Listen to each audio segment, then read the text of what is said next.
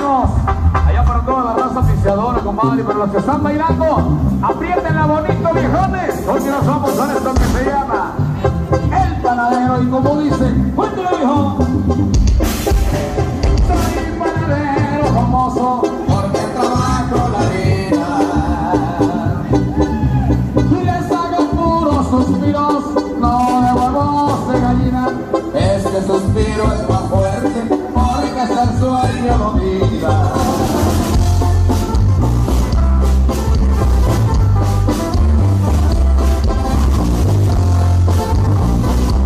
Y así suena el tronador.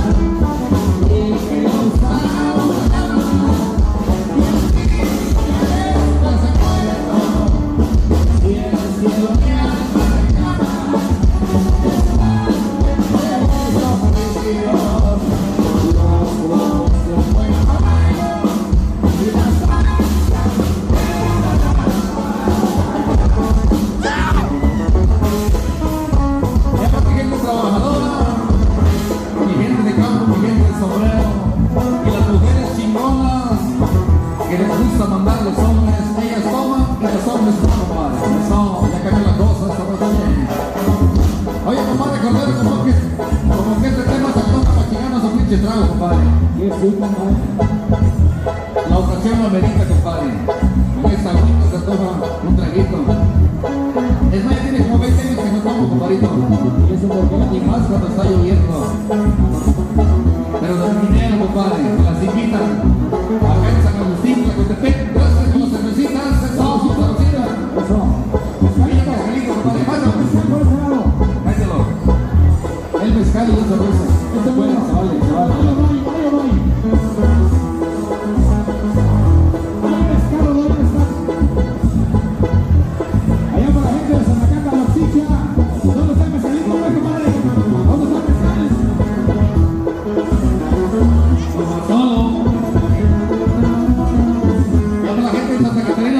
También que hacemos esta noche, como que no, esto es el bueno.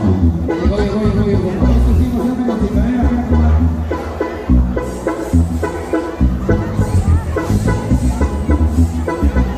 Mis saluditos a la buena, compadrito. Gracias, esta gente bonita, gente conectada, gente que le gusta disfrutar un poquito de este compadrito. Muchísimas gracias. ¡Salucita todo! ¿Pero me va a tomar, compadre, o me la chingo? ¡Jale, compadre, jale! Eso. Y dice así, compadrito, vamos a regresar.